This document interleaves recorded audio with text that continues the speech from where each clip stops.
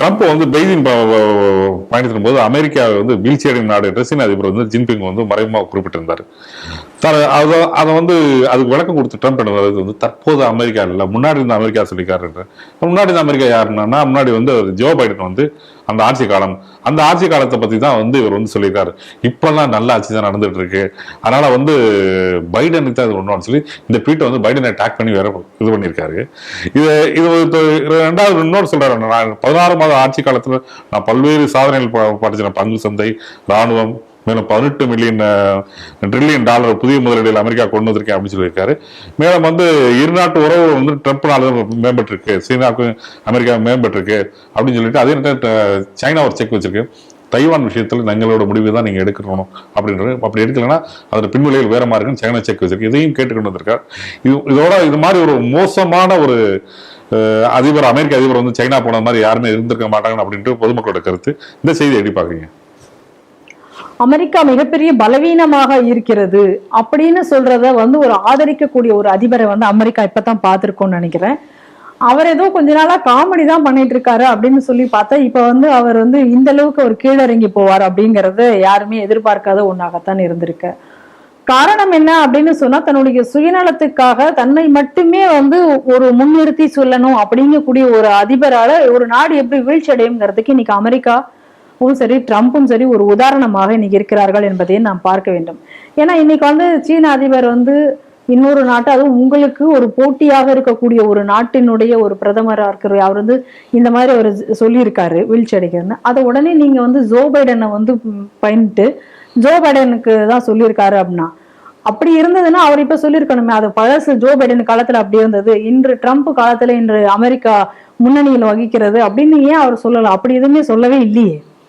அப்படி சொல்லியிருந்தா நீங்க அதுல பெருமை அடைகிறதுல ஏதாவது ஒரு லாபம் இருக்கு. ஆனா அப்படி எதுவுமே சொல்லாம அவர் வந்து இப்படிதான் சொல்லியிருக்காரு, நான் பெருமை அடைகிறேன், நான் பெருமை அடைகிறேன், நீயே வந்து இந்த வடிவேலு ஜோக்கு மாதிரி நம்ம அதனால அவருக்கு வெள்ளை வடிவேலு அப்படின்னு சொல்லி பேர் வச்சிருந்தோம். ஆனா அது கரெக்டா அவர் வந்து நிரூபிச்சுட்டே இருக்காரு.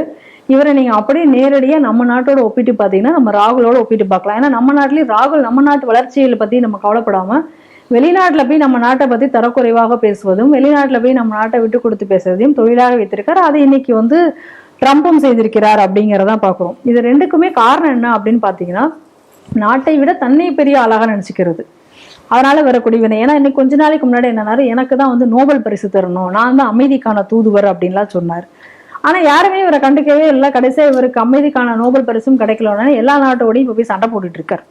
எந்த சண்டையும் இவரை தீர்த்து வைக்கல. நான் அப்பவே கூட என்ன சொன்னார், நான் எல்லா சண்டையும் நான் தீர்த்து வச்சு நான் தான் அமைதிக்கான தூதுவர் நான் சொன்னேன், ஆனா யாருமே எனக்கு தரல, அதனால எந்த நாடு யார் கூட சண்டை போட்டா எனக்கு என்ன அப்படின்னு அப்பயே ஒரு ட்வீட் போட்டாரு. அதையும் பாக்குறோம்.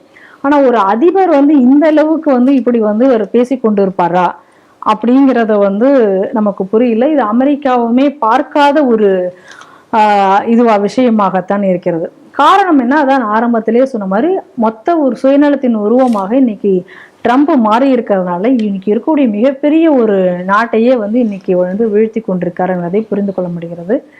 இன்னைக்கு வந்து பல நிறுவனங்கள், அமெரிக்க நிறுவனங்கள் வந்து சீனாவில் போய் இப்போ வந்து அவங்களுடைய கம்பெனிகளை தொடர்ந்ததாக செய்திகள்லாம் வருது. ஆனா ஏற்கனவே ட்ரம்ப் என்ன சொன்னாரு, அமெரிக்காவை நாங்க உற்பத்தி தளமாக மாற்ற போறோம் அப்படின்னு எல்லாம் சொன்னாரு. அப்படிலாம் அவர் சொன்னது இன்னைக்கு ஏன் நடக்கல, ஏன் இப்போ அவங்க அங்க போறாங்க அப்படிங்கக்கூடிய விஷயத்தையும் நம்ம பார்க்குறோம்.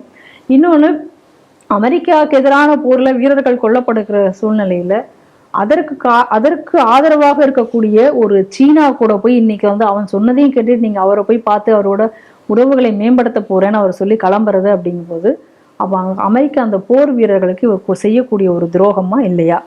இதையெல்லாம் வைத்து பார்க்கும்பொழுது இன்னைக்கு அமெரிக்கா எந்த அளவுக்கு ஒரு வீழ்ச்சியை நோக்கி போய்கொண்டிருக்கிறது என்பதையும் நாம் வந்து இந்த நேரத்தில் நம்ம பார்க்க வேண்டியதாக இருக்கிறது. ட்ரம்பினுடைய ஒரு சுயநலம் அமெரிக்காவை ஒரு படுகொழியில் தள்ளும் என்பதில் எந்த அளவிலும் சந்தேகம் இல்லை.